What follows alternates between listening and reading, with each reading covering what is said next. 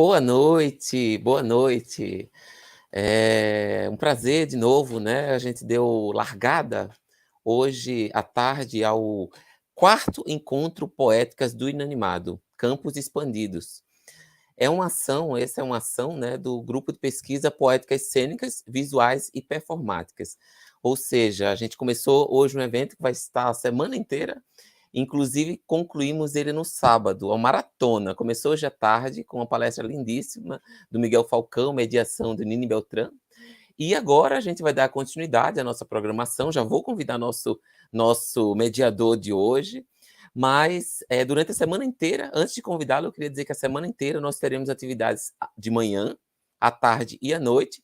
Contudo, os seminários da manhã são seminários fechados. Quem tiver interesse em participar desses seminários precisa se inscrever lá no grupo, no grupo que vai aparecer aqui. O Nicolas, que está nos ajudando aqui na transmissão, vai colocar aqui embaixo o link. Nesse site aqui vocês podem acessar e ali vocês podem fazer a inscrição e ainda assim ainda dá tempo de se inscrever para os seminários para ser ouvinte, participar com debate e tal, mas são salas fechadas e começam amanhã de manhã. Amanhã de manhã, no caso, quinta e sexta-feira de manhã teremos esses seminários fechados e à tarde continuamos aqui no canal do grupo de pesquisa. Bom, para essa noite nós vamos convidar o nosso querido Mário Piragibe. Vem cá, Mário. O Mário Piragibe. Boa noite, querido. Boa noite, O Mário Fabinho. Boa noite. O Mário, além de um amigo, uma pessoa queridíssima, deu uma força, um dos encabeçadores desse projeto, desse grupo de estudos que agrega universidades do país inteiro. Ele tem, eu vou ler o currículo formal aqui do Mário, um pedacinho, porque o cara é tão gigante que tem tanta coisa que eu não vou conseguir falar tudo, tá? É professor e pesquisador em teatro de animação e sistemas de visualidades da cena teatral. Doutor em artes cênicas, mestre em teatro, graduado em artes cênicas pela Unirio. Atualmente é professor da Universidade Federal de Uberlândia, coordenando o grupo de estudo Teatro de Animação e do projeto de pesquisa Cena Animada. Bom, seja bem-vindo, querido. Muito boa noite para você. Boa noite, Fábio. Boa noite. Obrigado pela apresentação, obrigado pelas palavras tão carinhosas aí. Gente, a galera tá chegando aí, né? A Amabilis já tá aí. Júnior Obata, Amabilis de Jesus. Deixa eu ver, consigo ver mais gente aí? Não consigo ver, não. Tá ótimo. Gente, a palavra tá comigo, Fabinho? Tá, Vambora? Fica aí. só quero dizer que a Ah, dinâmica da noite vai ser o seguinte: o Mário volta, tá, gente? eu Então vou. ele vai voltar e ele vai explicar mais ou menos como vai ser essa dinâmica dele da volta. Então, assim que acabar a transmissão dessa entrevista incrível feita por ele mesmo e traduzida por ele mesmo, ele vai estar aqui dando, a gente pode aproveitar um pouquinho mais o Mário, né? Que além da entrevista ele vai poder dar um retorno das questões que podem aparecer aqui. Tá bom? Então ele vai estar aqui e se dispôs a ficar um tempinho a mais. Tá bom, Mário? É contigo, meu querido. Boa Obrigado. noite a todos e todas. Tenha uma Obrigado, ótima Fábio. noite. Obrigado, Fábio. Obrigado, gente, todo mundo que está assistindo. Antes da gente iniciar a transmissão, eu vou tentar ser bastante breve aí, porque a gente tem uma conversa maravilhosa pela frente. Eu fui incumbido pelo Fabinho, né, de buscar fazer uma entrevista com pessoas que são grandes ídolos meus, né, que são justamente o Basil Jones e o Adrian Kohler, que são os fundadores e os diretores artísticos da Handspring Puppet, né? A ideia é que a gente conduzisse uma conversa a respeito de um espetáculo de rua que foi feito em diversas cidades no ano passado, ainda durante 2022, chamado The Walk with Amal, né? Que era um espetáculo que foi proposto ao Adrian e ao Basil por duas companhias, a companhia The Walk e a companhia Good Chance, né, para que eles fizessem uma reprodução de um boneco, de uma boneca, que representava uma menina de aproximadamente 9 ou 10 anos de idade, figurando uma refugiada síria. Então as performances elas aconteceram desde meados de 2021 em diversas cidades, não apenas da Europa, mas alguns cantos da África e da Ásia, né, em que essa boneca passa pela cidade, com uma série de outras performances associadas, como uma menina refugiada à procura dos pais perdidos, né? Bastante forte o tema, em grande parte esse trabalho também foi coordenado por um outro diretor teatral chamado Amir Amal Zouabi, e foi solicitado que eu fizesse essa conversa com o Adrian e com o Basil, e de certa maneira a conversa com os dois fica muito difícil de ser restrita apenas à apresentação do The Walk with Amal, porque a gente está falando de uma companhia fundada pelos dois, que foi criada ali em 1980, 1981, na cidade do Cabo, né? Eles trabalham com teatro de bonecos desde então, né? Mas a partir do ano de 89, mais ou menos, eles começam a abordar algumas temáticas adultas, e começam a fazer algum sucesso com alguns espetáculos, não apenas por conta da temática dos espetáculos, mas pela excelência na construção dos bonecos, que é encabeçada, na maior parte das vezes, não sempre, pelo Adrian Kohler, né? A partir de meados da década de 90, eles iniciam uma contribuição artística com um artista plástico, videasta e diretor de ópera, também sul-africano, chamado William Kentridge, de onde vão sair alguns espetáculos bastante famosos, como Faustus in África, como O Bu e a Comissão da Verdade, né? Então, eu achei que seria importante que a gente falasse um pouquinho sobre o retrospecto da carreira deles, falando um pouco sobre a maneira como a construção de bonecos encaminha o tipo de comunicação que se estabelece com a plateia, o tipo de dramaturgia que é estabelecida a partir daí, né?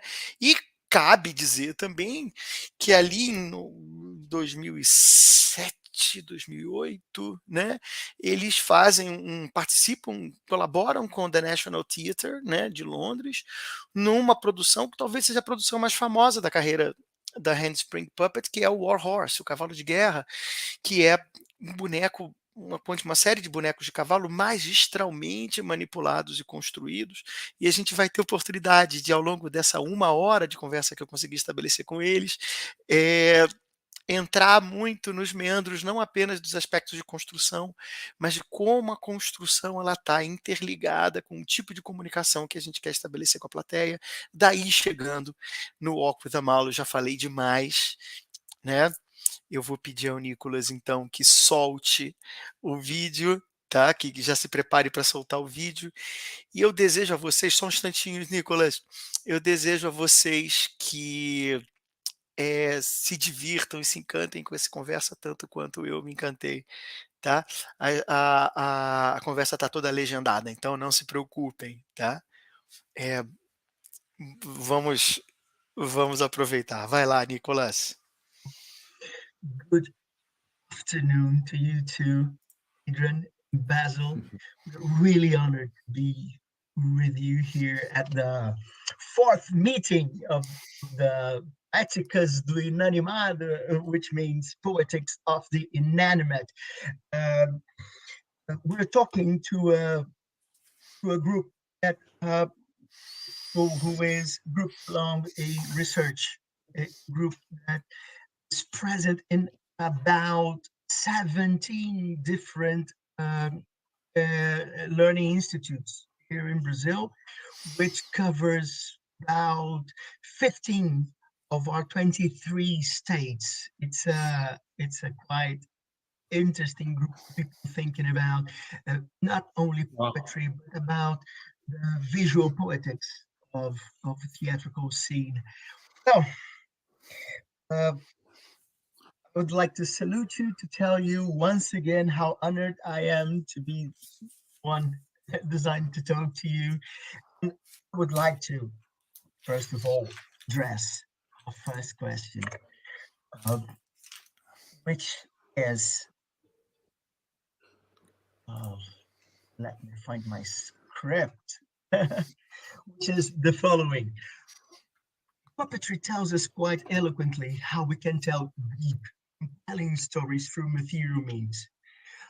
I guess your work is one of the most vivid proofs of it ever came across. Were your creations mainly driven by building desires or wishes to tell stories? Well, I assume this is a kind of a false dilemma, but I would like to hear your thoughts on that. Oh, thank you. Welcome. Thank you, Mario. Yeah, thank you. We are so honored to be part of this conference. It's something really special for us, and we are very happy that in this time when international jet travel is not such a good thing, we are able to meet you via Zoom. And thank you so much for inviting us. The building of the puppets, of course, is interesting because I'm very interested in the way you can make material move in the way you want it to move. But ultimately, the movement of the puppet is there to engage the imagination of the person watching it, the audience.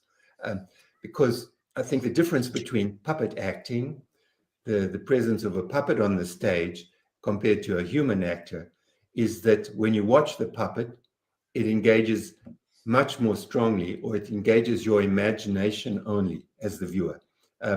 When you watch an actor performing, you're watching both the character that the actor is playing and the actor and the actor's personality and fame and well, you know, all the attributes that go with a particular actor. With a puppet, you don't have that in the way. There's no blockage between you and your imagination in terms of who the character is that the puppet is representing. And so that is the intriguing part of puppetry for us. The building comes secondary. The building is really always determined by how do you get the movement required in order to stimulate the audience's imagination in the way that the story demands. Yeah, we've not been, we never would make a puppet and then a story after the puppet. First comes the story, first comes the reason for the story. We have not been very good at creating our own stories. Normally, people approach Handspring with an idea and say, would you like to make a story about, say, elephants? And then we begin to work. And usually it's based on an existing narrative of some kind. So our elephant play was based on an existing story, which we adapted for puppets. And most of our plays are like that. The very first show we did for adults, Episodes of an Easter Rising, we did based on a script that Adrian had found.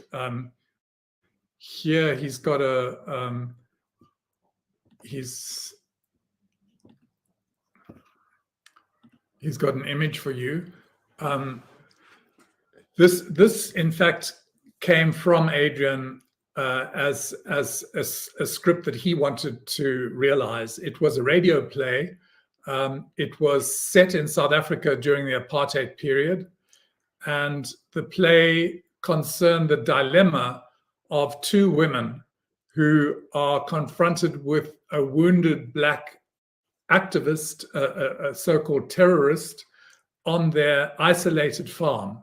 And the women know that he is being looked for by the police, but they take him in nevertheless. And maybe you can explain the... Yeah, so here, this image is really from an exhibition of these puppets.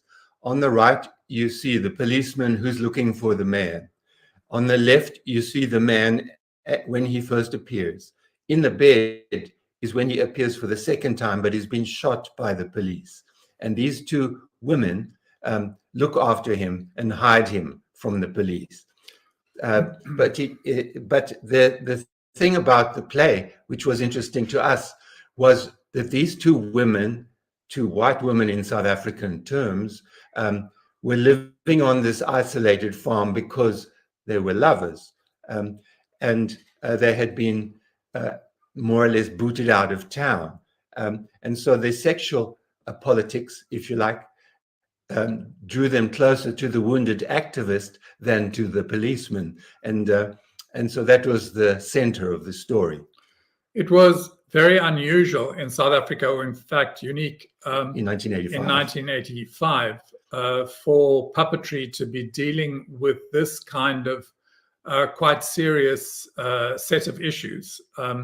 And I think a lot of people, it was the first play we did for adults, and it was the play that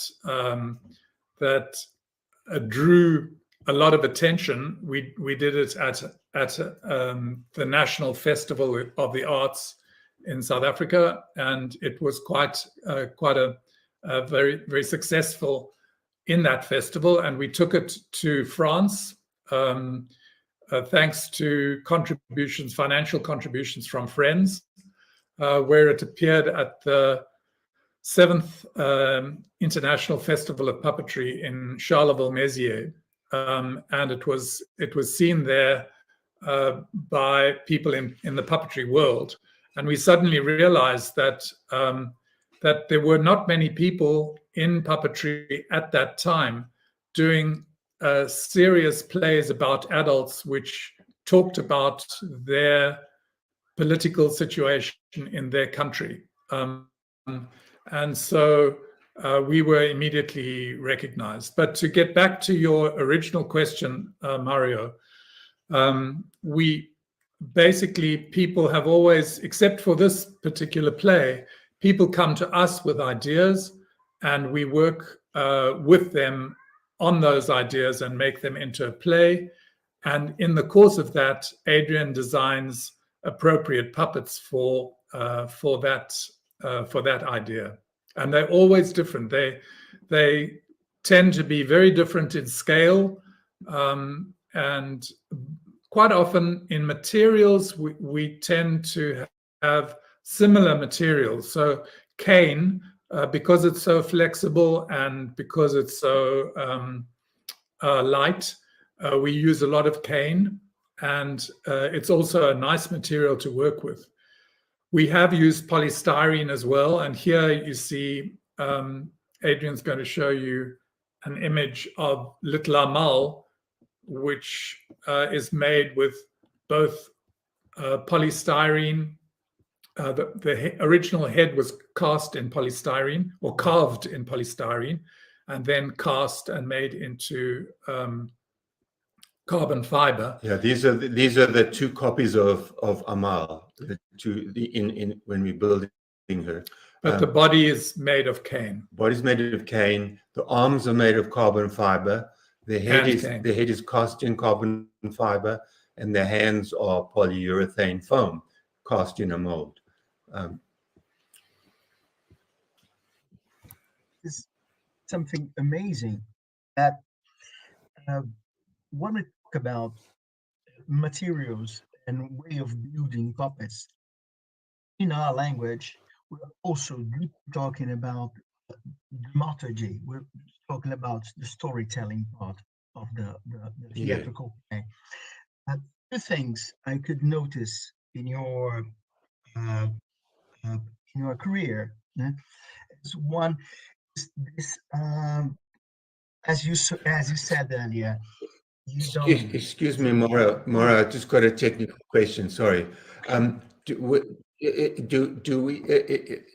Must I take screen sharing off while are you just looking at my whole screen, or you're looking at us? I think I'd better look at you too than the screen. Whenever we want to share, we could we could set it. We can go to screen share. Yeah, sure. Yeah. I'll just go stop share there. Yeah. Okay. Much better. Yeah. Okay. Sorry. That's not a problem. We're talking about how building and telling stories, making puppets and telling stories with them are really two intertwined dynamics. The things I could notice in your work is, one, for a long time, you've been using some classical plays in order to discuss local themes. Mm. And the other thing is how relatable your animated characters are. Mhm. Well, I really don't know how to address this question. Yeah, But I think Basil pointed to the fact that we have never regarded ourselves as writers, yeah. which you know, it's a pity, but you know, and so we have turned to classical texts which have stood the test of time.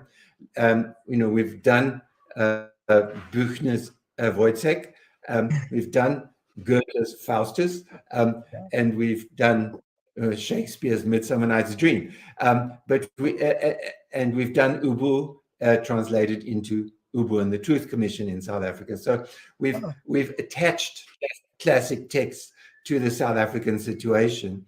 And in a way, there's quite an interesting thing that happens when you do that, because you've got the spine, the solid spine of the original, but you also are able to reflect through it on your own situation, political situation. So Wojciech was about the classic situation of a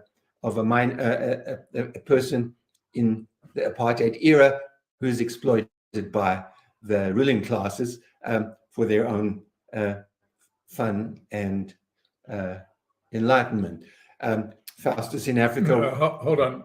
He's exploited by the ruling classes, humiliated by them, and takes out his humiliation on the person closest to him at home, who is his wife. And that is a very, very important and tragic scenario in South Africa, where many, many men, particularly black men, who are humiliated in the world, in South Africa, without jobs, great disadvantage.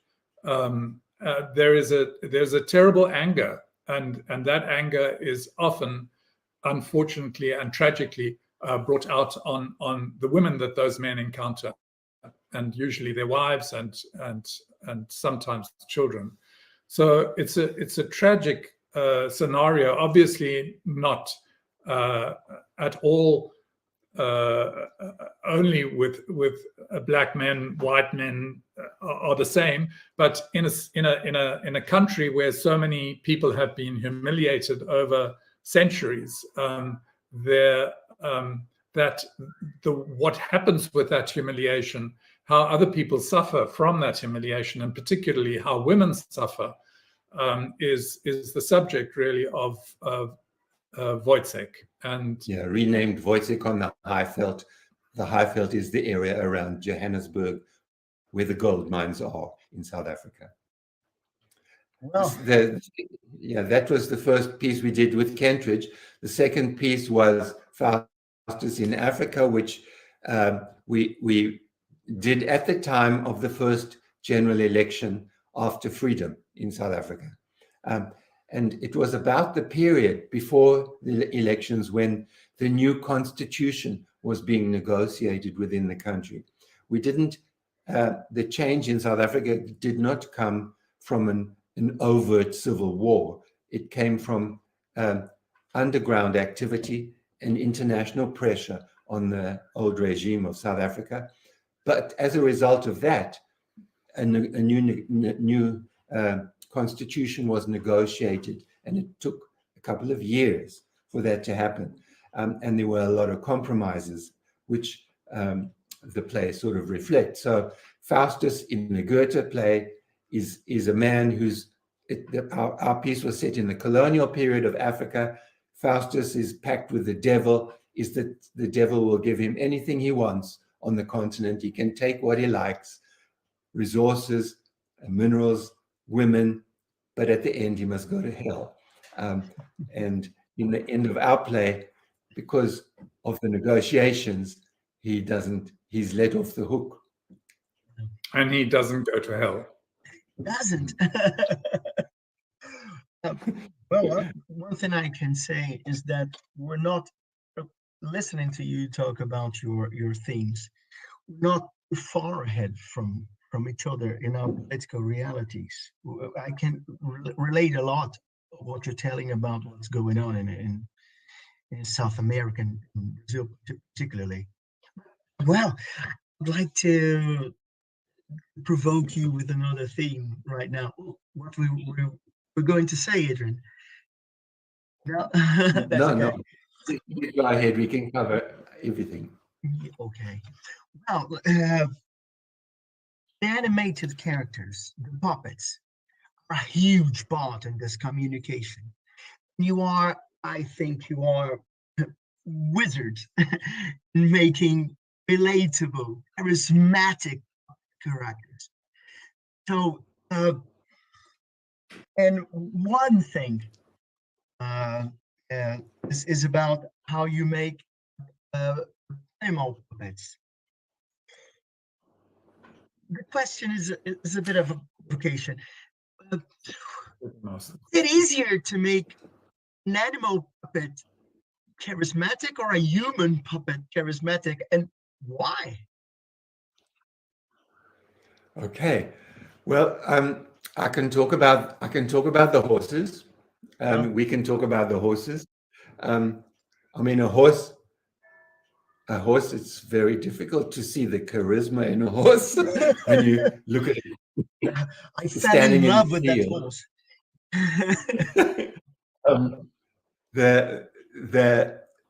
We were totally intrigued, of course, when we were sent a copy of this novel, because we knew that there was no other way to tell the story about a boy and his love for a horse without the horse being a puppet. And yet, in the book, the horse talks with a human voice. The author has given the horse, allows the audience into the thoughts of the horse. But in the theater, we felt that would be a very difficult device to pull off, for the horse to be speaking in human language. And so the challenge we felt that such a production posed was that we learn what is horse language. How much horse language can we learn through observation and through talking to people who love and work with horses? And I think it's important to say at this point that the National Theatre of Great Britain is an amazing institution. It has tremendous seriousness in terms of its desire to make new theatre and make special theatre, and they have the resources to support that. So, and that means that they supported very much our research that we had to do with our puppeteers and with our actors in putting this together. The National Theatre will allow several workshops to happen before they give the go-ahead to a new production. So we were not sure in the beginning that they would actually make this play. There was no signed document to say that they were going to do the play. First of all, we had workshops on the text. I can't remember now how the workshops worked. Yeah, we made paper heads of horses. We tried them out on the big stage to see how big the puppets needed to be. We started developing horse language, and we went to horse farms to try to find out what people knew about horse personality. For instance, do horses who share the same stables or area of a farm have any relationship with one another, and how do they express it? And at this one farm, this gentleman said to us, there were these two horses in a stable, and the one horse kept pushing the other horse against the wall and squeezing it onto the wall. And they thought, well, clearly these horses don't like each other, and we should separate them. But before they could separate them, the one horse suddenly went over to the other horse, pushed it again up against the wall, and that horse against the wall was basically having a heart attack, and it collapsed on the floor. And the horse that had been pushing it against the wall grabbed it by its neck to try and make it stand up again and tried to pull it up onto its legs, but it failed because the heart attack was so serious. So what the person who had been observing this said, well, clearly that horse knew that there was something wrong with the horse long before people did. And so it was trying to, by pushing it against the wall, it was simply trying to enable it to continue standing.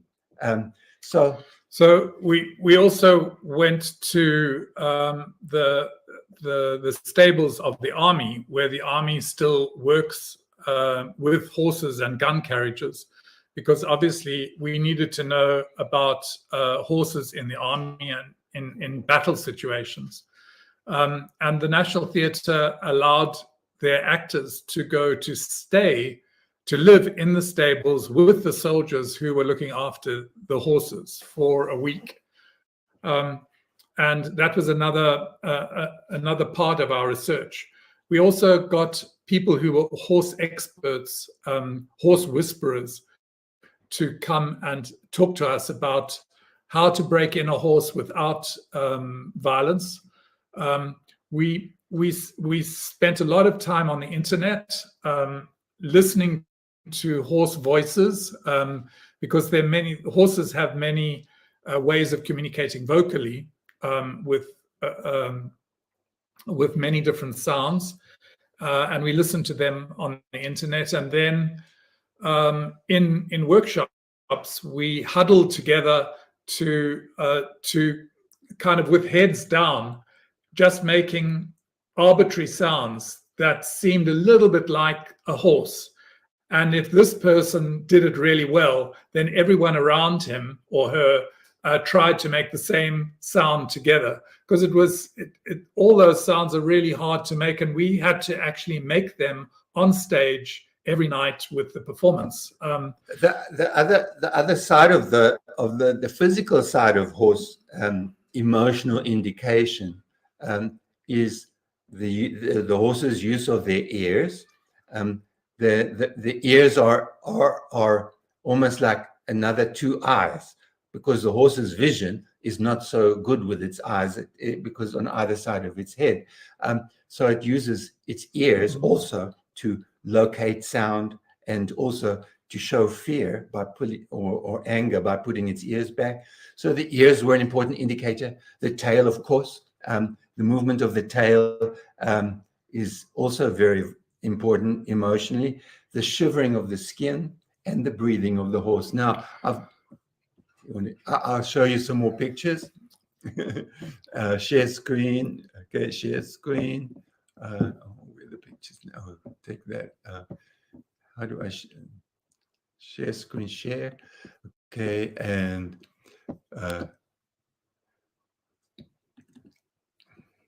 so I've the starting point of any design that we, or particularly of an animal, is the skeleton of the animal. The reason why we use the skeleton is we have discovered that if you attach the legs and the tail and the neck and everything in the correct place on the animal, when that length of neck swings, it looks like a horse leg, because it's the length of leg that everybody is used to looking at. So that's a very important first step. Second step,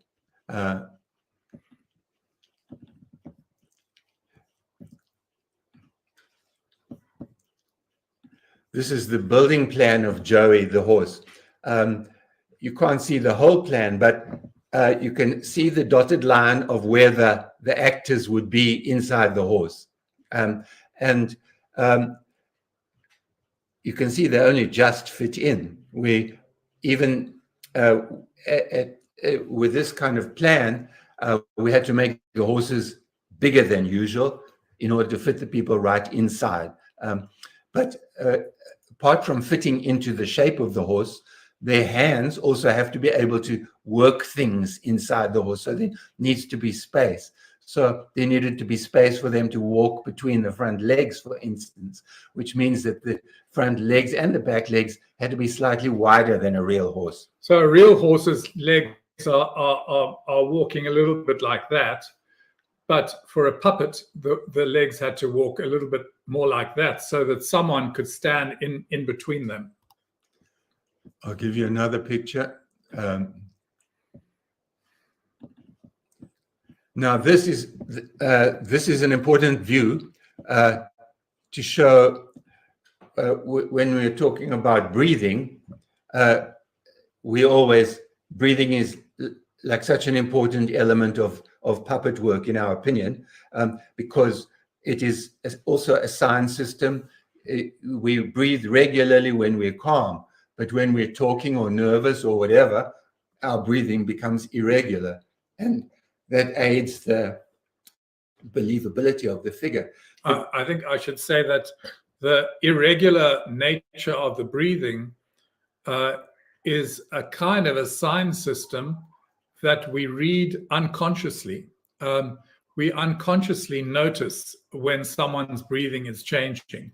It's a language that we all understand but don't know that we know it, if you know what I mean. So breath language in both humans and animals, we all kind of know it. We can read it, but we never talk about it. It's a language we instinctively understand, but we feel that it's the fundamental semiotic system of signing system for all puppetry. In this picture, it shows the way we devised the breathing for the horse.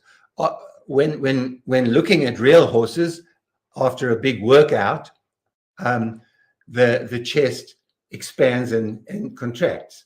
It's a big chest, and that's what it does.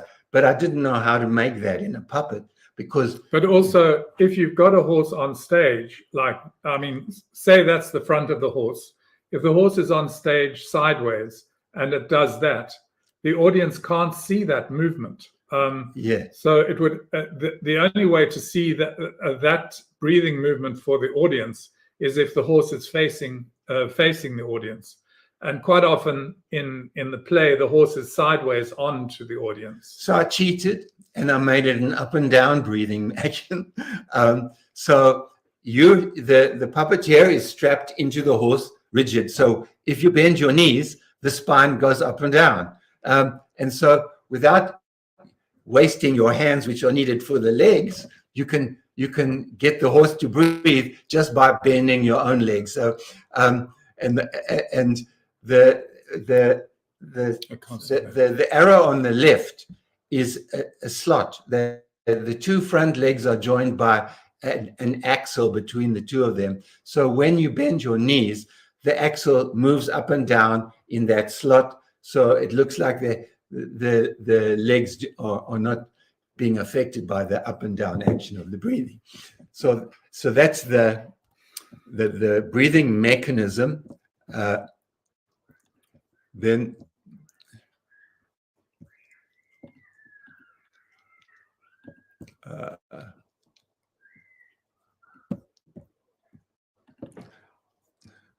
here is a picture of one of the horses being made, and you'll notice the skin of the horse is see-through, and this is a very important aspect of the horse building, because there are actors inside the puppet that need to respond to everything that's going on around them. So they need to be able to see out. At the same time, you don't want the puppet to be completely see-through, but with this very thin, stretchy nylon net called power net, we create a skin, but from inside, you can see everything that's going on around you.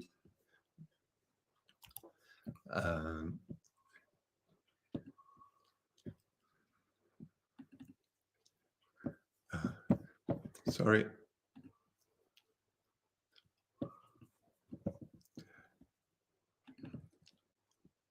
So when the show is lit,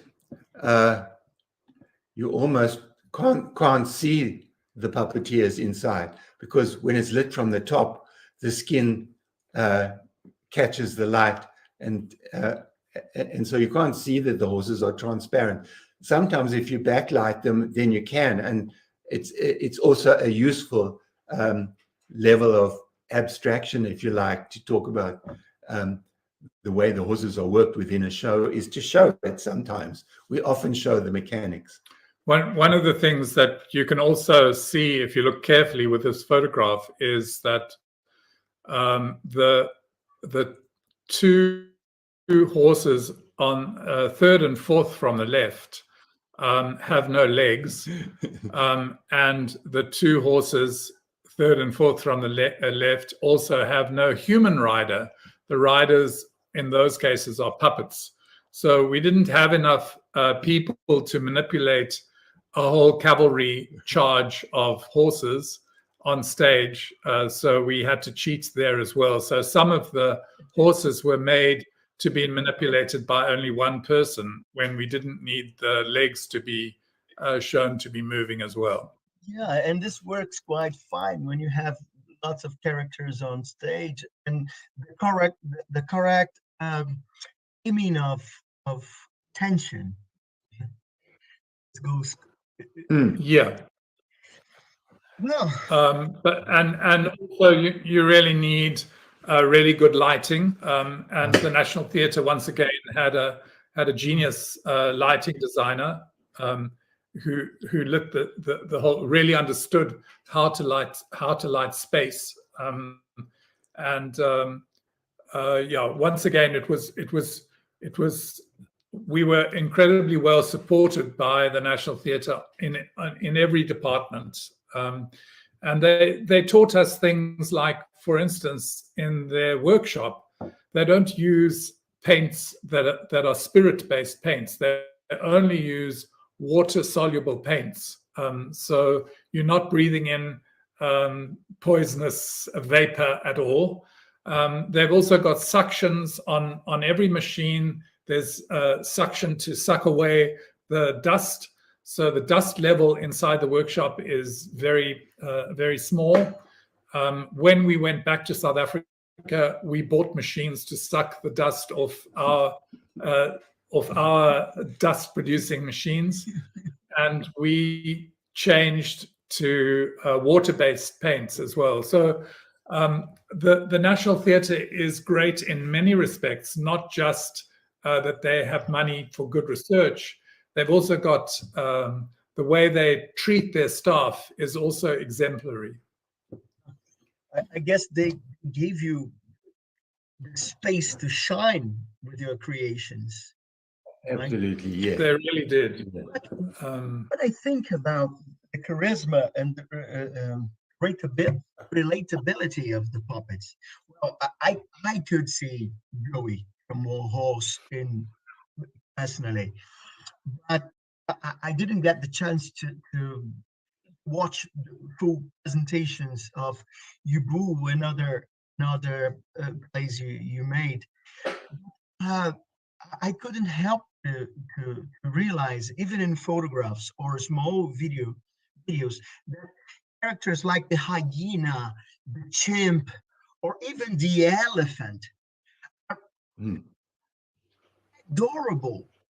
And really adorable, really relatable. I think this is because we tend to give too much credit for speaking language in order to maintain a good quality of information.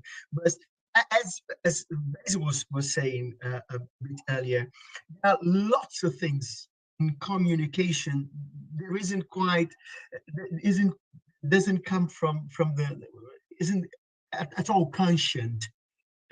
And I think that when you try to figure out these small movements and breathing patterns, and also the movement of the ear, and how the small ways of making noises creates a quality of communication that isn't available if if you rely solely on the speaking language. Is it so? I think that with a puppet, there are two things that make it adorable, and the one is the design. The design, it has to be a really carefully thought out design so that it's entirely appropriate for what that puppet has to do on stage. So the design and making is the one level of making a puppet adorable. And for instance, the eyes that Adrian makes for both horses and people are very, very carefully chosen, and sometimes quite detailed in construction, particularly the horses and well, with little Amal too. Little Amal's eyes are mechanically, not only mechanically, the making of the eyes is quite detailed. So there's the making side, the physical side. But the second thing that is so important, and the two must completely go together, the one is making and the other is the manipulation. If you take the manipulation really seriously, and if you really enter into the character that you are portraying, whether it's a human being or an animal, if you enter into them with sincerity and respect, and for animals, one of the forms of respect is research. You really have to learn what the animal is, who the animal is, as an animal, before you can really embody that animal yourself. So the manipulation is a serious process of learning, really learning the person and learning the animal that you are going to portray. And if you put the physical puppet and the manipulated puppet together, you have something incredibly powerful and strong. And that's, I think, that's what we try to do. I've got our most recent production is Life and Times of Michael Kay, with Laura Foote at the Baxter, and it's a John Coetzee novel. And the character, Michael, he's a person who's not very bright, but he's a person who survives in a period of civil war because of his simplicity. But the reason why he is isolated from other people is that he is born with a hair lip. So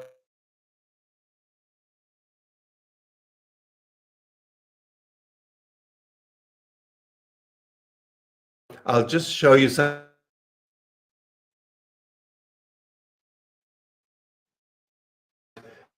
This was the picture that the writer had based the character on, but this face doesn't have the hair lip in it. And I knew that if I put the hair lip in, it was the face. But nevertheless, I had to do it. So I drew from...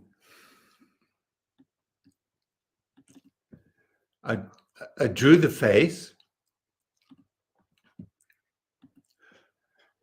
based on that photograph.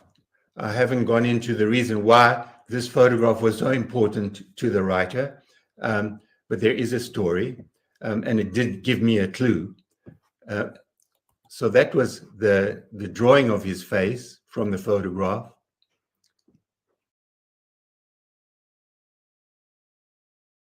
Is the carved version of the head.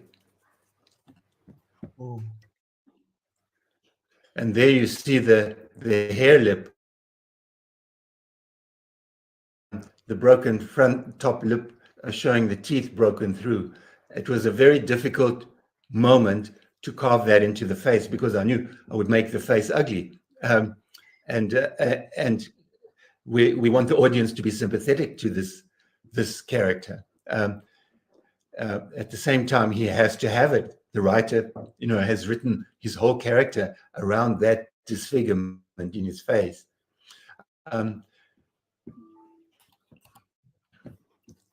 This is the whole puppet. Whoa. I don't know if you can see it. It's blocked by our.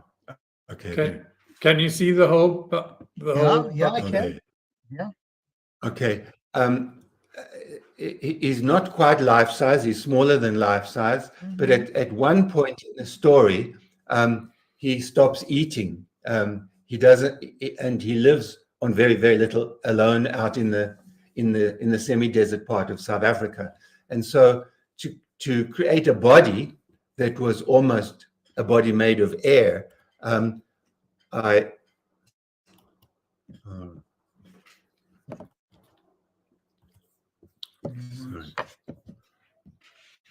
stop share. Oh, there we go. Sorry. Okay. Sorry, this is taking time.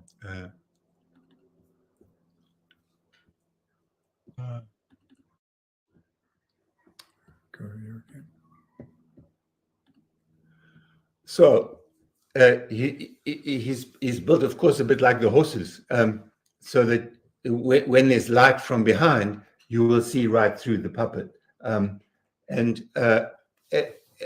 so it works on a different way to watching a solid body. You're triggering the audience's interpretation of what they're seeing in terms of the way a human body moves, because the puppet moves very nicely, and so it's giving you the naturalistic movement of the figure, but it's got this level of abstraction at the same time, and so the audience is adding what they want, what they feel. I think that to answer your question again, Mario, what in terms of the charisma of animals and the charisma of people in puppetry, really what you are striving to show is their humanity or their animality. And if you can show, the more powerfully you can show the animal as animal or the human as human in all their strength and majesty and weakness, the more powerful will be the charisma of that figure. So and this is a good example of an ugly character, really, who wins over an audience very strongly to love and adore him. Yeah, it doesn't, as long as your manipulation and the creation of your puppet is enhancing and dealing with the humanity of the creature, you will have that charisma. Yeah, totally agree. Which leads us to talk a bit about the Little Amal. Yeah. Well, I read that you were retired, but now I come to realize this isn't the case exactly. You're still working, but I read that you too came out of retirement in order to participate in this production.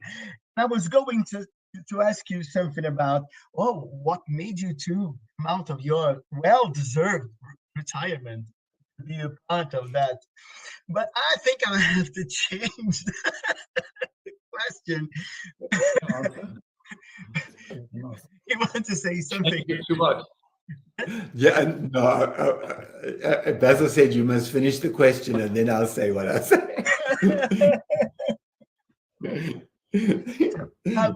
Well, I was trying to come up with some question like, what were the lessons taught by the animal puppets that were practiced in Little Amal in order to make her as relatable, warm, and endearing as she is really? I think it's a very difficult question to answer, actually, because the level of response to Amal has been way beyond anybody's expectations, and so of course we ask. But can I interrupt you? Yes. But I would also say that the level of seriousness with which the Walk people, led by David Lann, approached this whole project was way beyond what we expected. Their seriousness about the manipulation, the seriousness about the research was exactly the same kind of seriousness that we experienced at the National Theatre. And their care with choosing the puppeteers, casting the puppeteers, which was very hard. Because unfortunately, because of Warhorse, we've got lots and lots of very experienced, incredibly able white male puppeteers in London. But this is a piece about refugees. We couldn't. I mean, we needed people from other countries, from other cultures, and they were absolutely serious about finding those people and making them into good puppeteers. So on many levels, it was the reason why she was so fantastic in the street, was again because she was, yes, absolutely beautifully made by Adrian, but also she came together with incredible manipulation and seriousness from the Good Chance and the Walk people. But I would say that because she's a refugee, many people watching her, well, all people watching her, know what that means, and they bring their idea of what a refugee, how they understand the life of a refugee to be. You know, the desperation, the need to find a home, the need to find a place to eat. You know, all of those necessities. Everybody knows that story, so they come to her appearance in the street with all of that knowledge and all of that understanding already inside. So they project their knowledge onto the figure. So already she's absorbing the imagination of all of the people in the street around her, projecting onto her, and she grows and grows. The longer her journey is, the more of that accumulation follows her and informs the next time she appears. So she's become a little bit like a religious icon, you know, in a strange way. In that you know, when an icon is paraded in the street by the church, the people watching it, you know exactly what that creature means beyond its image.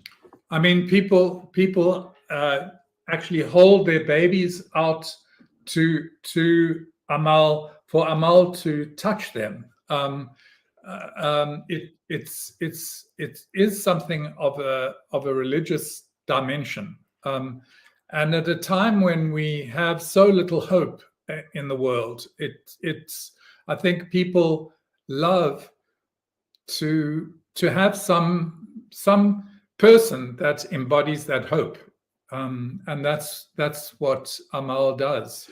I mean, it also along the journey, the Good Walk, the Good Chance people and the Walk team under Nizar Amir have devised performances, and in each town she arrives at, there's already this sense of welcome, you know, anticipation for her coming, and very often with some very interesting performance surrounding it. So all along the way, there's a lot of people expecting her, preparing for her, and in a way writing her script for her as she comes. And a very important decision early on in the process was that she wouldn't speak. She would because as soon as she spoke, we would have to say, well, what kind of voice does this large puppet speak with? And what language? And what language? And what does she say? You know? And who translates for her? Because if she comes to a town square in Italy, and the mayor of the town asks her a question, you know, how does she answer? And so we quite early on decided that she wouldn't have language, She'd be a silent child, which meant that her semiotics, like for an animal in a way, had to be entirely about eye blinks, eye looking, head turning, arm movements. It was entirely a corporeal language that we had to create. And in order to do that really well, the puppeteers, the 9 puppeteers, had to really find out how to get inside the mind and emotions of a 10-year-old Syrian child whose mother and father had gone missing. And that again was a very serious endeavor. In London, we met Syrian children, we met Syrian refugees. We had dinners at the homes of Syrians who had ended up in London. We visited refugee camps. It was a lot of it was about understanding the Syrian situation, and not only Syria, because people have been refugees throughout history. I've got photographs of some of the process of making Omar, if you'd like to see that. Yeah, sure. So share screen, share.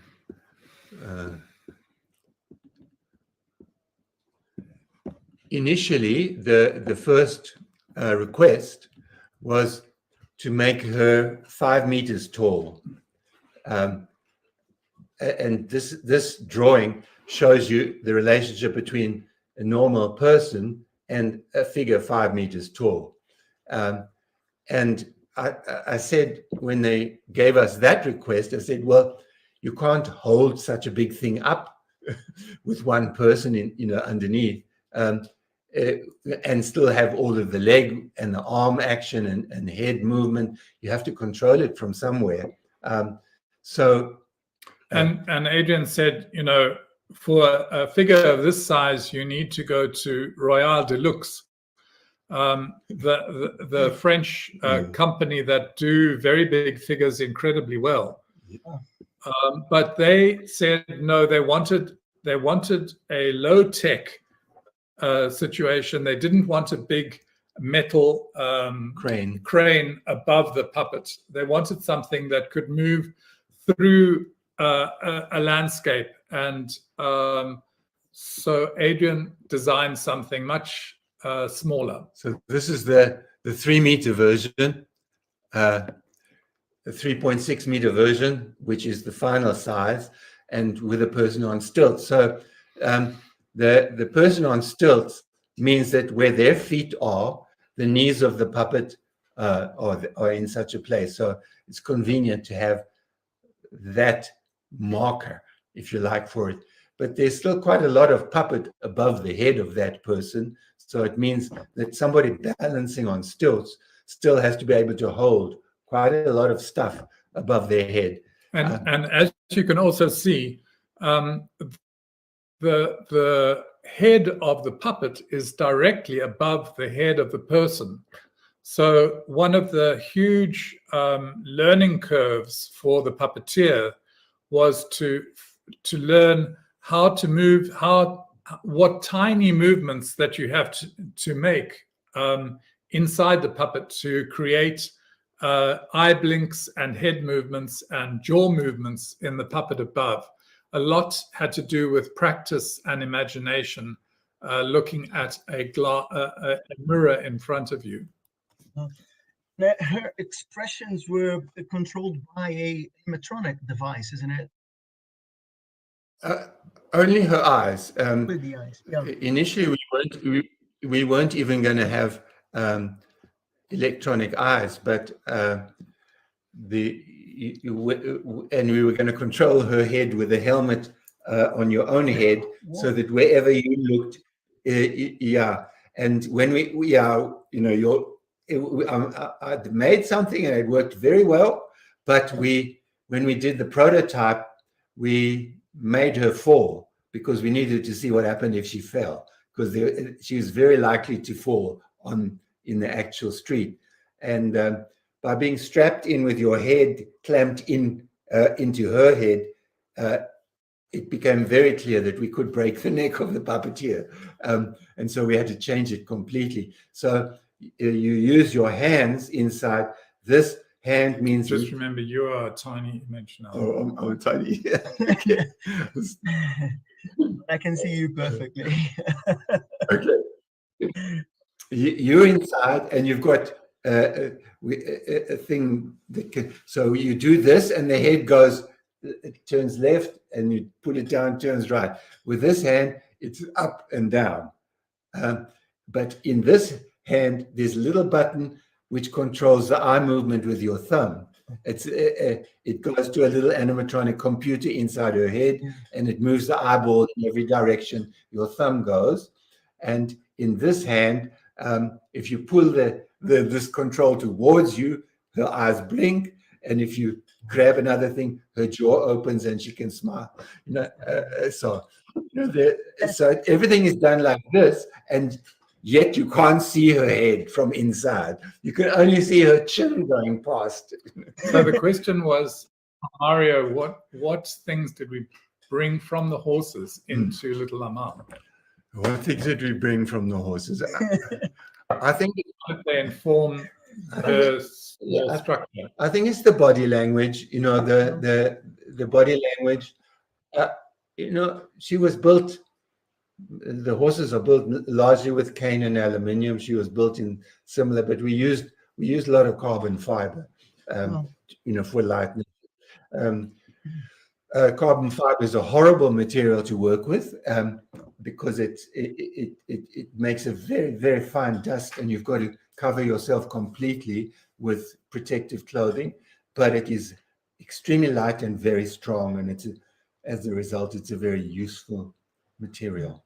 But I think I'm completely satisfied with what you just said, and this recent answer, this part of our talk, sends us back to the beginning of our talk, which we're talking about how building devices helps to create the elements of the whole storytelling. And I think that the stilts, it's not a novelty, of course, but they make they're brilliant access to the whole performance, because it helps Little Amal to be more relatable, helps it to be the size that is more easy for people to relate with. The fact that there isn't a crane to manipulate the puppet allows people to walk along. And I guess it would be so easy to turn it into a political statement or something like that. Instead, the puppet works in a really deep way of making people encounter with each other, make them meet, make some serious statements and acknowledgements about human condition, makes everything more subtle and sensitive. That's what I would like to talk about. The fact that she walks on the ground, the same ground that the people around her are walking on, she stumbles on that same ground. The wind that she experiences in her hair is the same wind that you experience. She's in the same set of elements that the audience are in the street. and so she just happens to be a lot bigger than them. And so there's, I mean, my favorite sculptor is a German sculptor called Bolkenol, and he's a contemporary sculptor, and he says that if you make a figure that is equivalent in size to a human being, if you make a sculpture the same dimensions as the person looking at it, there is no tension in the space between you, in the imaginative space between you, because you're looking almost at a mirror image of your own being.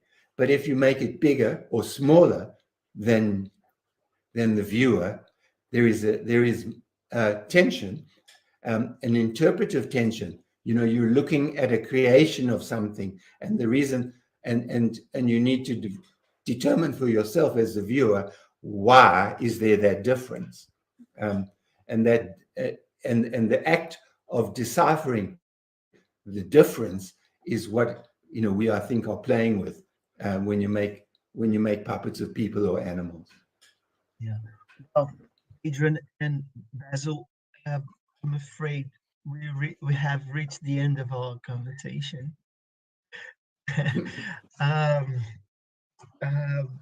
I would like to tell you how much I appreciate that, and I feel sorry for that because there's so much to talk about. And for us to end this properly, I'll ask you, there's something that would you like to mention that we haven't discussed yet? Are you satisfied with that? Well, you spoke about retirement, and I think it's impossible for us ever to retire. But I think what we feel very satisfied with is that in the world in general, there are a lot more young people who are working in our field.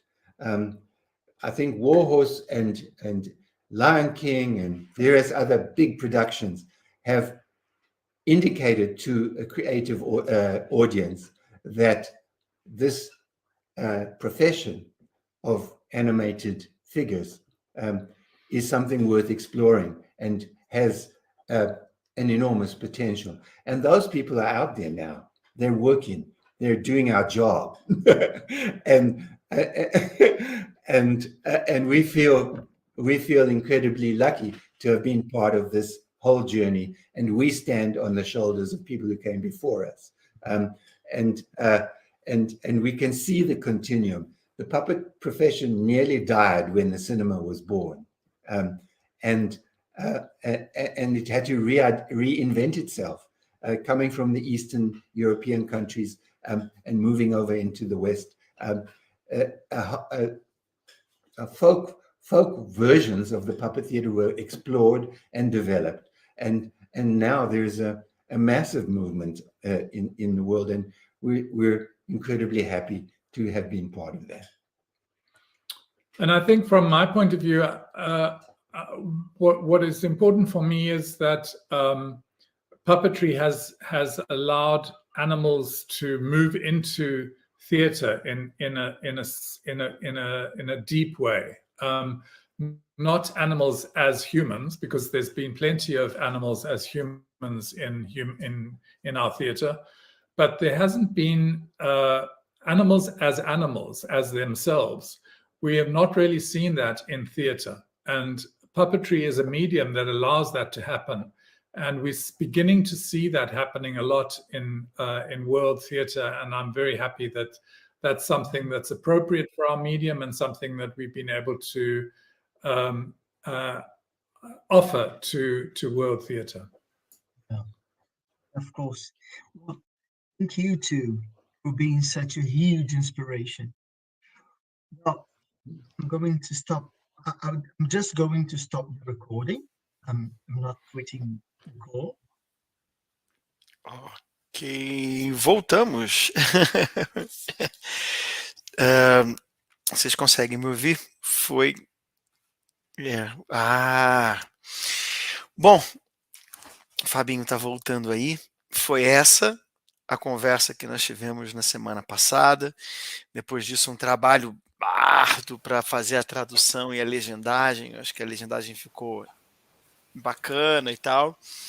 E a gente fica aqui mais um tempinho para conversar com vocês, se tem alguma... Pô, Amabilis, legal. A entrevista foi muito bacana, sabe? Eu vou falar um pouquinho, vou conversar um pouquinho sobre como foi a experiência.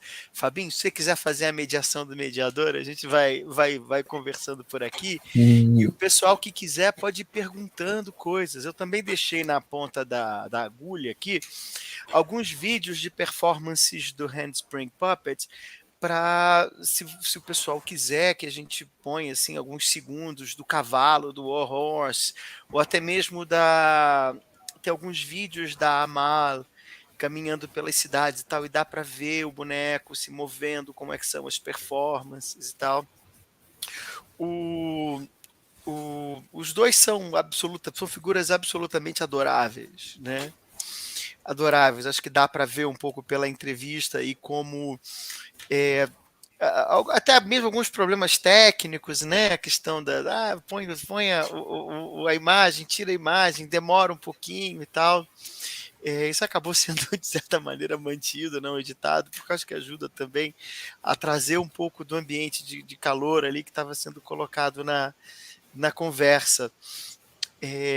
A ideia da conversa toda era tentar também trazer justamente essa relação de o quanto é falsa essa dicotomia entre a construção material e a construção do discurso, e a relação que se estabelece entre espectadores e artistas. Por isso que eu ficava o tempo todo batendo na tecla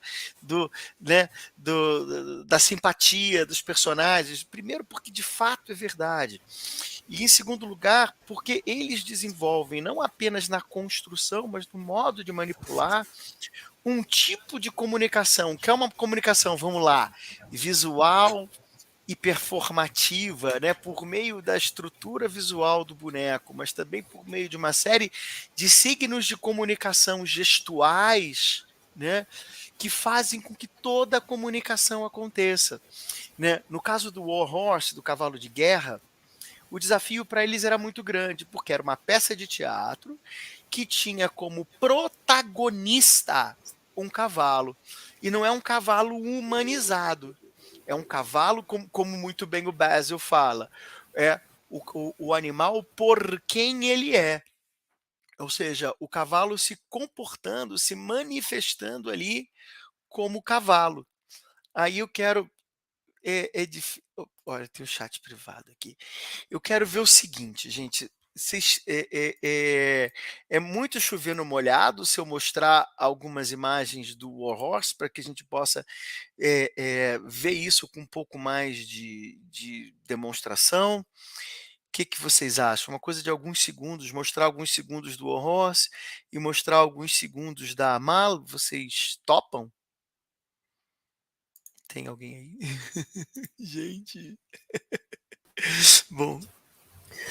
E aí, Fabinho? Então, eu escrevi ali, mostra, mas Mostra, vou mostrar. mas eu, além disso, assim, eu pedi para entrar porque eu queria dizer como estou impactado, né, com a entrevista, com o seu encaminhamento, Mário, muito sensível. Você foi fundamental para fazer, né, como é importante a gente ter umas pessoas especializadas para determinada coisa, né, seu estudo você focou na materialidade, foi um tema, tanto a performatividade como a materialidade foram dois temas que você trouxe, assim, né, com muita força no teu trabalho, na tua pesquisa acadêmica e artística também, né, então eu agradeço em nome do Ismael, de toda a organização do Ismael, da Amablis, a Amablis está aqui também, e digo que foi, assim, muito potente a entrevista, né, a gente poderia ter ficado mais um tempão, mas eu gostaria de ouvir de você também, né, desse teu pensamento sobre a importância dramatúrgica ou dramática dos materiais, quando que essa combinação, qual a importância disso para o teatro de bonecos, o que difere do teatro de atores, esse pensamento dessa sintaxe visual como elemento dramático, né? Que eu li seu trabalho, eu agora não sei se foi a tese ou foi a dissertação. Eu falo, Foi a parte da dramaturgia é mais na dissertação, na né, dissertação. em que eu tento trazer uma ideia de que não exatamente trazer uma ideia, porque essa ideia, ela, quando eu pego ela, ela já está desenvolvida por uma série de autores. Eu vou pegar ali, vou no Jurkowski, vou no Roman Pasca. Na verdade, a hipótese, né, a tese, ela já está, ela na verdade, ela já está emprestada de uma série de outros autores. Mas eu avalio, eu estudo alguns aspectos do repertório da PECOD, né, da qual eu até fazia parte naquela época, justamente para poder fazer para poder examinar de maneira mais detida de que maneira essas questões se processam.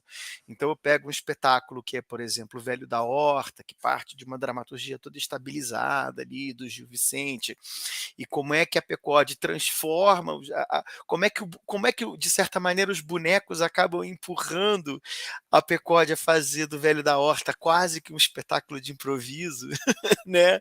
E, por outro lado, como é que foi o desafio de transportar para uma linguagem teatral vamos dizer assim, o poema dramático do Ibsen lá, o Peer Gynt, né? E que soluções, né, que os bonecos traziam para que aquilo pudesse ser de alguma maneira discutido em cena, né? Como é que a construção, como é que as relações de manipulação elas conseguiam não apenas trazer alguns elementos da dramaturgia para frente, mas também construir um discurso em cena que não poderia ser dado de outra maneira que não por meio de uma série de mecanismos, a dualidade, a construção, né? A própria natureza manipulativa do boneco, a relação do boneco com o manipulador. Então, como é que existem elementos não apenas na construção, mas na relação de manipulação que conseguem trazer, de certa maneira, um certo status dramatúrgico, né?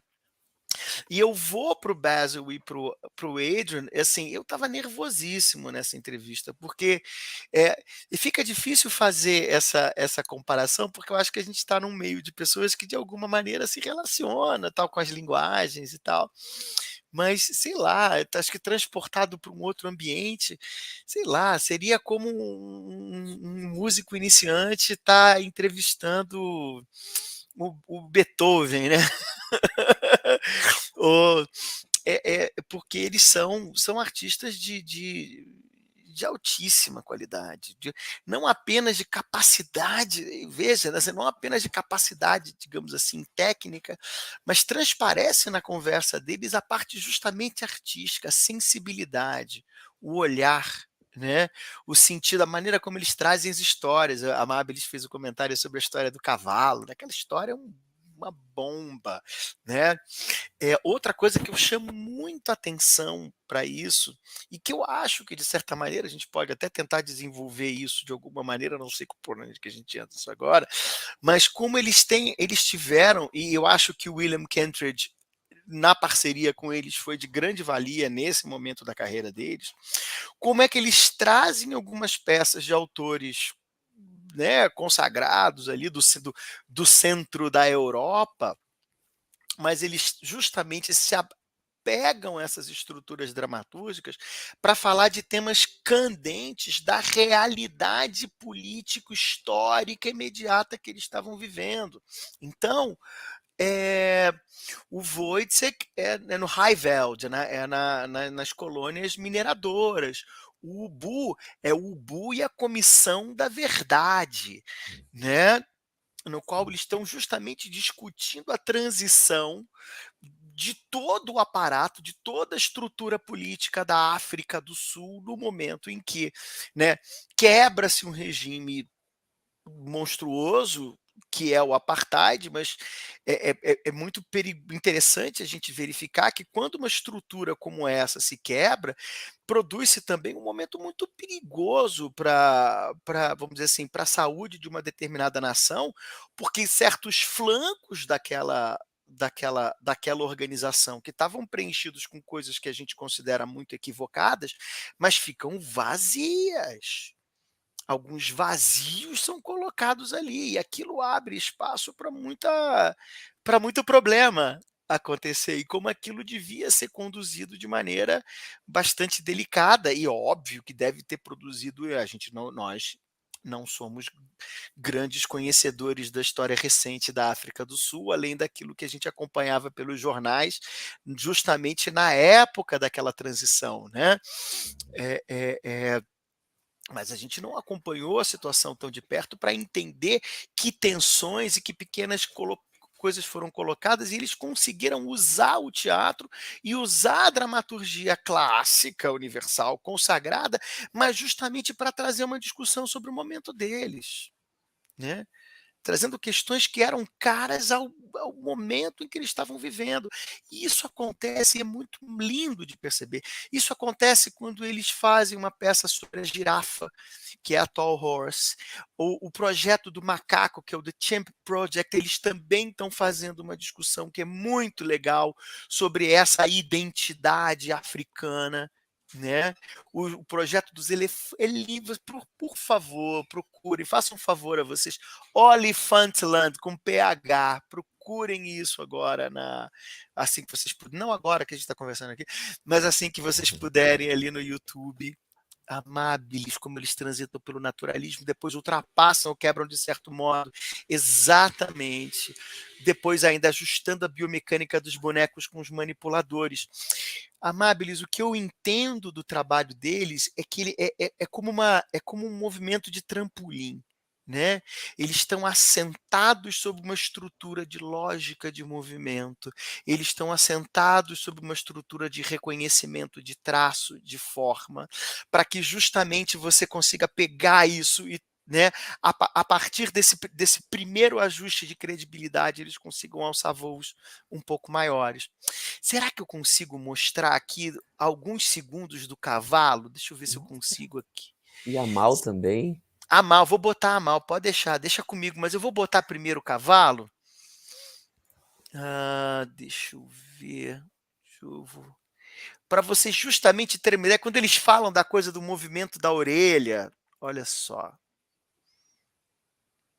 Tá sem som, mas eu vou botar esse som meio que sem som de propósito. Estão vendo? Olha tudo aquilo que eles explicaram nas imagens, tá vendo? Reparem na maneira como o movimento, e o movimento da orelha justamente é um indicativo de expressão, né?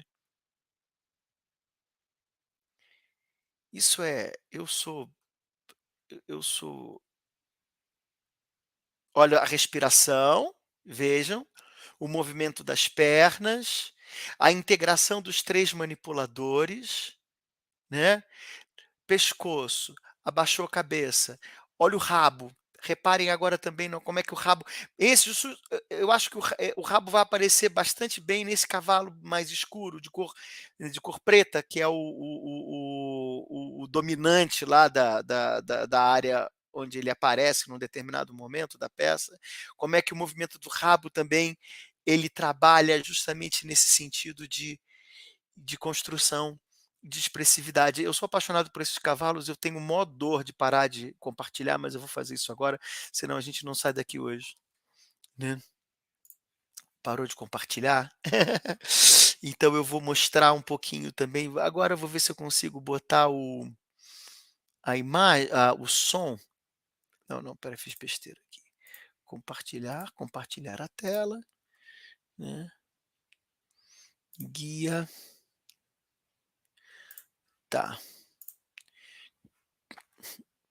Não botei a imagem, não botei o som mais uma vez, tudo bem. Que aí a gente pode conversar um pouquinho, né?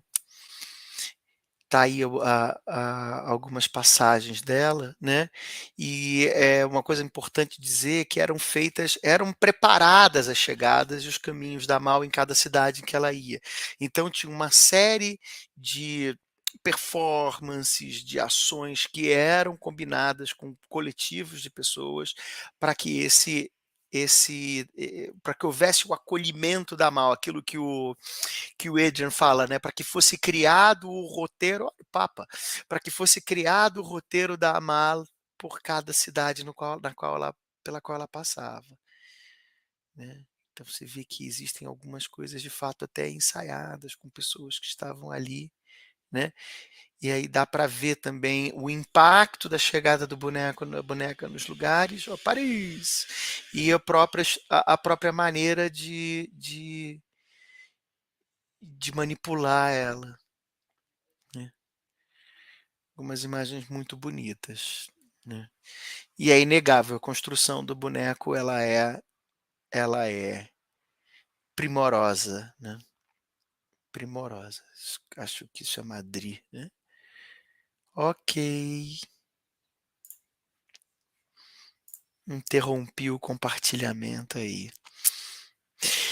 Ajustando biomecânicas dos bonecos com os manipuladores. Pois é, né, Amabilis, mas uma coisa que me chama muita atenção nisso tudo, é como o Basil se aproxima, né, alguém fez, acho que foi você mesma que fez esse comentário mais cedo, né.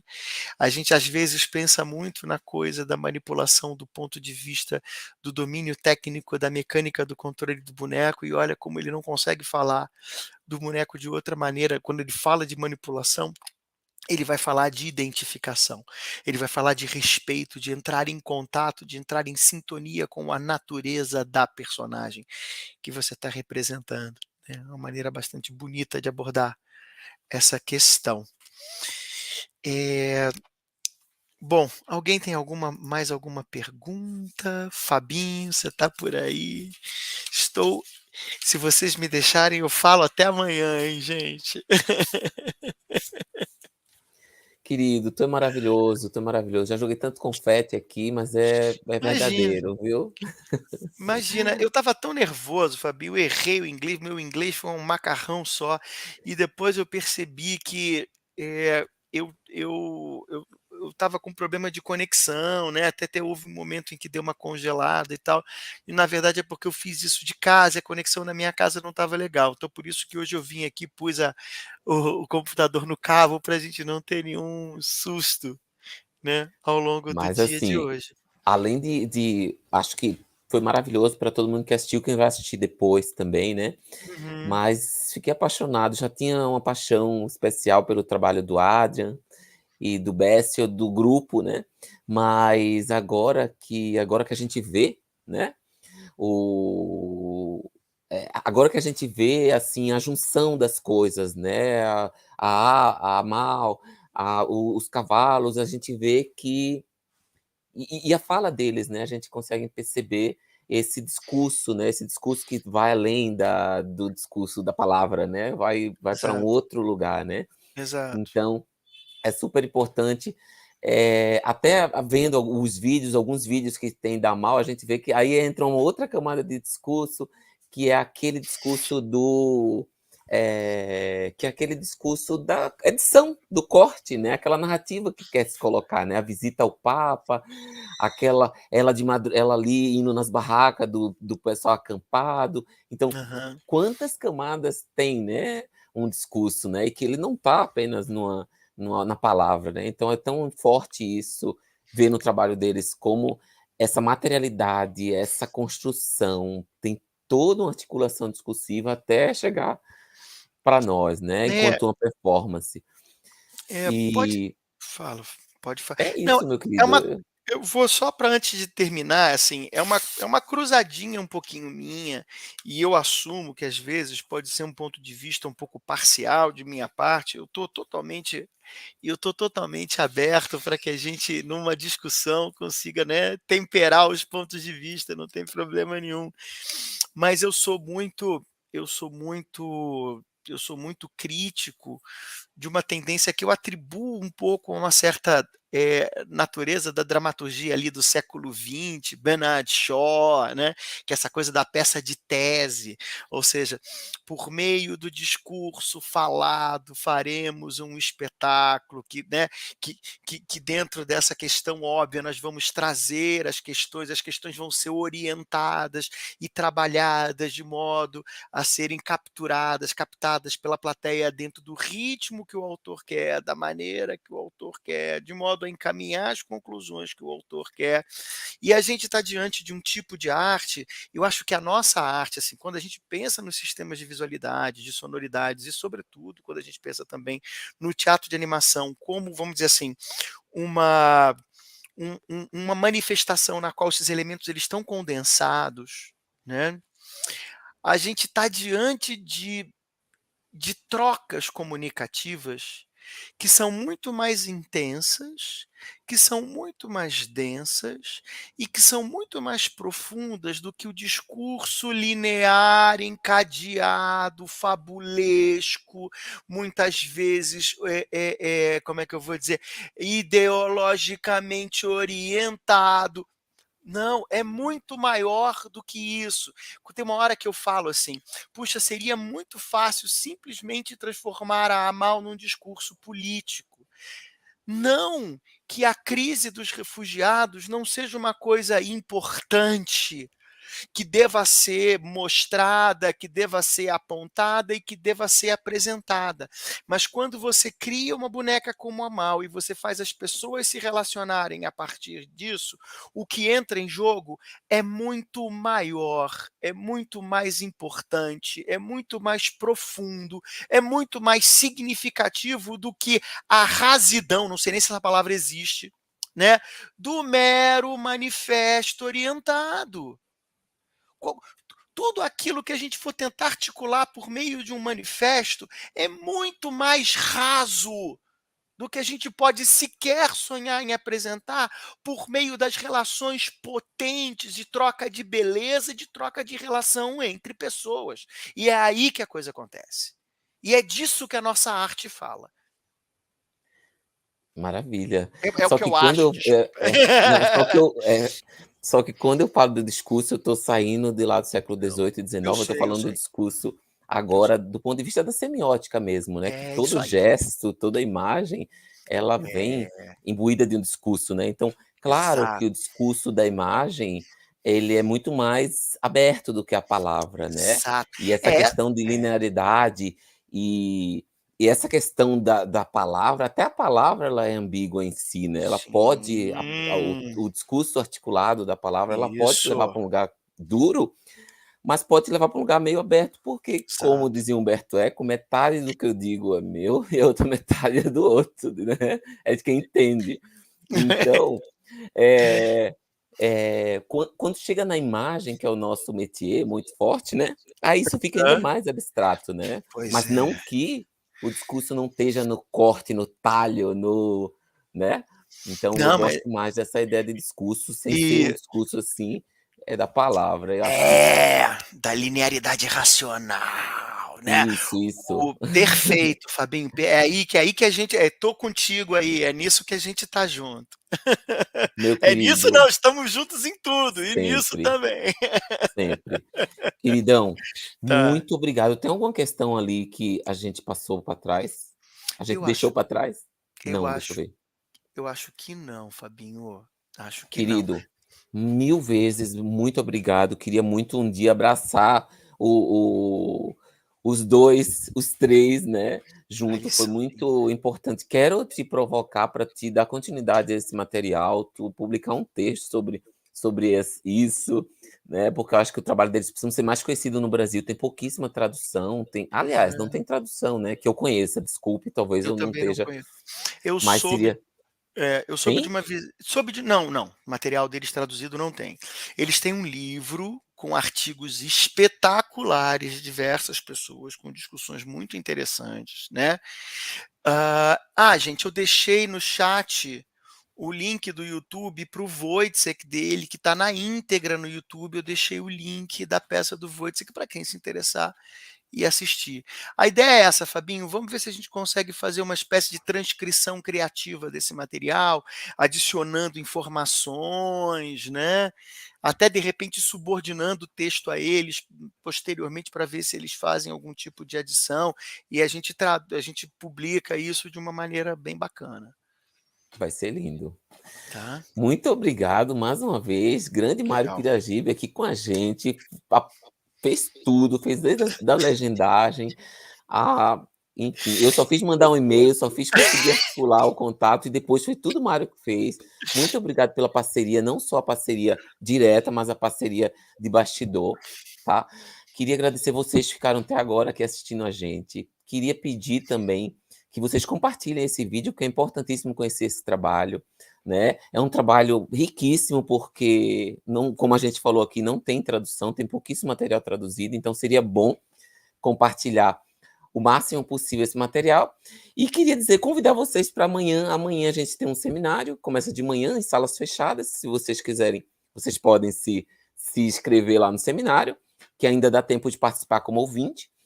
E, para quem não puder participar do seminário amanhã de manhã, e que as informações estão nesse link que o Nicolas vai postar aqui, amanhã à tarde a gente tem de novo uma maratona, 2 mesas maravilhosas amanhã à tarde, a programação também está nesse link, 2 mesas maravilhosas amanhã à tarde, e à noite também temos uma outra programação incrível, eu não vou nem dar o spoiler aqui, tá? Vejam nessa programação e assistam, compartilhem, e vamos que vamos, continuando produzindo esse evento que quer, né, que quer fazer uma ampla expansão dos conceitos de teatro de animação, o conceito de visualidade da cena, figurino, cenário, está tudo envolto todos esses temas que vão passar por essas noites e essas tardes e essas manhãs por aqui.